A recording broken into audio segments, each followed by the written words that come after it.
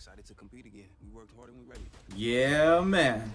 We are so back, y'all. We are back. All American is officially back. Ladies and gentlemen, welcome to the Lawrence Report. And if you can tell by the excitement in my voice, we're going to be discussing season 6, episode 1. Everybody is officially back. I'm talking about Spencer and Olivia, Jordan, Layla, Coop, Patience, Jamie, Asher, everybody. And of course, GAU football is back in itself. We're gonna be getting more focus on football this season. We are back. I'm on cloud nine, y'all. I am on cloud nine. I was so excited to see this show last night. It's been a long time coming for me, for all the fans across the world, but All American is officially back, y'all. Now, I'm going to be breaking this episode down. I'm going to be breaking it down to certain parts. Um, of course, you already know. I'm going to start off with Spelivia. It only makes sense, right? It's been a long time coming. But at the same time, I gotta send a rest in peace to the actor that played Coach Montez. I sent out a tweet last night. We know that he passed away, unfortunately, but they still was able to film some scenes with him, despite him, being sick. So we just want to send a rest in peace to him and his family, y'all. So I just want to take a moment to think about Coach Montez for a minute. Now, switching gears, y'all. Now, like I said, I'm going to start things off with Spelivia. It is only right? So we know automatically coming up on this episode, we get a time jump. I believe it was a year and 3 months. We saw Spencer and Olivia say their goodbyes at the airport. And, a lot of things can change for a couple, especially even when a couple, one member of the couple is studying abroad, right? She's overseas over there in London doing her thing, and a lot can change, and in this episode right here, we see them kind of, having to relearn each other. They kind of get reintroduced to each other, and like I said, a whole year and 3 months is a long time. In fact, it was so much of a long time. My guy Spencer, you know, he's trying to focus on football as well, but at the same time, in the back of his mind, he's thinking about his girl, the one and only Olivia, right? So he ends up going to London to go see her, right? And they make love. They do what they do, right? In fact, he was like, "Yo, yeah, I've been in this bed for like 3 days straight. We got to help you pack, right?" And when he says that, the whole tone of everything changes, right? She says, "Well, I found out that I basically can stay a little bit longer." And Spencer's basically saying like what do you mean? And Olivia, she discovering her womanhood, she discovering to, learn herself and her own identity. And Spencer's kind of took him back for a minute because he thought that, yo, we're about to get back on this plane. You're going back to Cali. Everything will be smooth, right? But Olivia's still discovering who she is as a woman, which I thought was pretty dope in itself. But at the same time, I know it hurt Spencer to his core. In fact, he ends up getting a letter from Olivia, and she admits that, I know that this is killing you as it's killing me, but I promise we are still going to be the same. We're still going to be a same tight unit as we were before. Nothing's going to change between us. But for Spencer, he loves hard, and she loves hard too. But I think he took it even harder, right? And when they finally do get a chance to reconnect at the Slauson Cafe, she has a brand new look. She has curls going. She's dressing different. Spencer's like, "Yo, is this you? This for real?" She's like, "Yeah, it's me." And he kind of is liking the new vibe and all of those things right there. And we see eventually, as they're reconnecting and things of that nature, they even, stick their hands out to reintroduce themselves to each other. And they make a commitment to each other, basically saying that we're going to explore this thing together. This is our new reality. We know we have to build our relationship back up. We know we changed as individuals, but we are going to make this thing happen. And, Spencer's like, "Yo, I'm going to continue to explore every crevice of you. So I like when you said that right there. Very smooth, brother. Very smooth. So Spelivia is officially back. It is going to be a slow burn, as I expected. We already knew NK was going to do that, but they are back. It's going to take some time for things to develop, and I'm all here for it. And I forgot to mention this part right here. Spencer, while he's, planning this surprise home party, this welcome home visit for Liv, he is so nervous, about this right here. In fact, he's like asking Laura to go with him to go pick up Liv from the airport. Now, I'm like, bro, listen, this is your girl, brother. Why are you asking other people if they want to come tag along and things of that nature? But again, I can understand where he's coming from. He knows that some things are going to change for both of them. But as things change, they're going to get through this together as a couple, as they have always done. So I completely understand Spencer's nervousness in episode 1. Now that we got Spelivia covered, let's get to the other foundation of this show, which is basically football, right?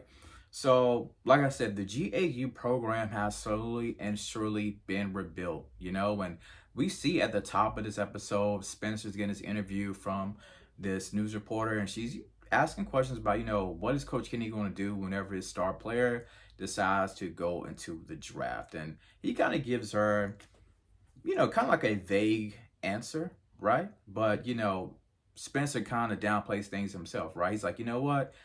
At the top of the snake is our QB Jordan. I'm just paraphrasing here. And he pulls Jordan over, right? And the reporter says, I don't know why she played Jordan like this right here, but we know that Spencer is really the star of the team, right? But she plays Jordan, talking about, oh yeah, well, that's enough for today. And Jordan comes over and she's like, well, maybe next time, right? And he's like, sure, yeah, maybe next time. So Jordan did get no interview from this lady, and it kind of left him kind of puzzled, right? And Coach Kenny and Spencer, they have the conversation, and the conversation is based around football, right? And he tells him that, I want to make sure that you are locked in, right? This is what Coach Kenny is telling Spencer. There's a lot riding on this season. I feel like it's always a lot riding on football every single season of All-American, right? And Coach Kenny's like, listen, football needs to be your priority. And I love the way they flipped it around. And Spencer's like, yeah, coach, tenfold, got you, I'm locked in. Football is my priority. They flipped it around to where Spencer's like, yo, giving Liv this welcome home party is my priority. So Spencer, he's caught in between two worlds as always, right? It's football on one end, and then it's his girl, Olivia, on the opposite end of the spectrum, right? And for Coach Kenny, he gets a rude awakening whenever this doctor, I think it's Dr. Gutenberg, I think that was his name, he came in, he, basically catching up with Spencer, Jordan, and Coach Kenny, right? Just making sure everything is top priority. And unfortunately, Coach Kenny kind of blows this guy away, right? Dr. Gutenberg. And even at the end, well, let me go back a second, in the locker room, we see Jordan kind of upset. When have we not known Jordan not to be somewhat jealous of Spencer, right? That ain't nothing new. They've been doing that since season 1, right? And the funny part to me was when one of the players called, he basically said that, hey, Spencer is the Michael Jackson of the squad, rightfully so, and Jordan is Tito. Of course, we know they're going to bump heads throughout the season. It's given, right? And towards the end of this right here, we see Coach Kenny get introduced to a new, I think he called him like not an assistant coach, but an analyst or something like that. And Dr. Gutenberg brings him in because he's like, listen, I got somebody else coming to your staff. And Coach Kenny knows this guy's history, his background, right? But it don't go so well because Gutenberg says, well, this guy, he's going to be helping you out. And, you know, Kenny's main focus is Spencer, right? But this new guy's coming in to put more focus on Jordan. So the look on Coach Kenny's face when he hears this news right here, he is completely broken because he's like, listen, I don't want nobody come here to tell me about my program. Now let's switch gears a little bit. I'm gonna talk a little bit about Patience and the situation with her and Miko. Talk a little bit about Layla and her going into business with this new club owner by the name of Ryan. We'll get into Jordayla a little bit as well. So as far as Patience, right? I should say that, Slauson Cafe is kind of being regentrified, I guess you could say that. I hate to say that term, but Layla and her new business partner Ryan, they basically have taken over Slauson Cafe. They're going to give it a remix, right? And we do see Patience, she is at the house helping decorate, but we also learned that Nico is on the news and that Deco could potentially be getting out of jail. We know that has been Patience stalker. Patience has been going to therapy, trying to talk to someone about the situation with her getting stabbed from last season. And at the same time, Patience is preparing to open up, to sing a song at this nightclub. And Patience doesn't want the team to baby her, because she feels like she can handle this on her own. But in reality, we know that she can't, because once she get up on that stage, she is going to have a mental breakdown, right? Because she thought she's hallucinating her mind. She's thinking that she saw Nico throughout the audience. But again, she has that mental breakdown. And, the team, they are going to rally behind her. And, while this breakdown is happening, Layla feels like a lot of this is her fault, that she should have been more patient with Patience and things of that nature. And Jordan, he comes over and he comes to Layla's rescue, reassuring her that it's not your fault. Everybody's going to work through this together. Now, we didn't see, in my personal opinion, we didn't see a whole lot of the Layla and Jordan. We didn't see too much of them as far as them over the top with their love, but we know that is coming.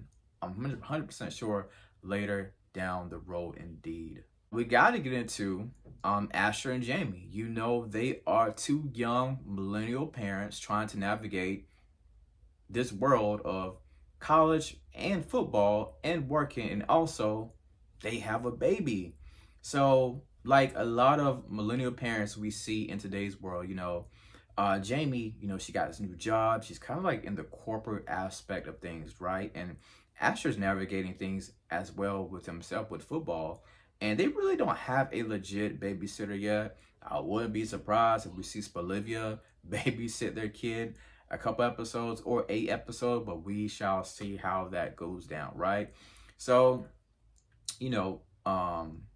Asher, he ends up taking the baby with him on the job, right? As a football coach, right? And he's focused on getting this championship ring himself. So those two, I'm excited to see their journey as parents. This is going to be something new for Jamie and Asher. So I cannot wait to see how the show progresses with them being as young millennial parents in this episode right here. And I also love how Coach Montez, he ends up babysitting the baby for a little bit. So that was pretty cool to see. Now, towards the end of this episode, we see the Vortex coming together to rally behind Patience, right?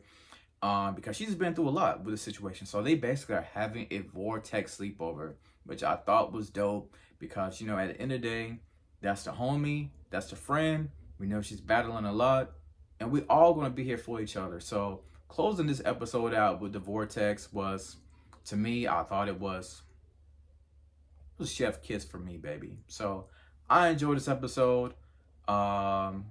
Great episode. We back, man. We back. All American. We back, man. Like I always do on all my videos, tell me your favorite scenes from this right here. My favorite scenes, of course, was Spelivia. And also, I love to see Jamie and Asher, navigate this young life as parents. So those two probably was my two favorite scenes. So comment below, share your thoughts with me. And as always, thank you for tuning in to The Lawrence Report.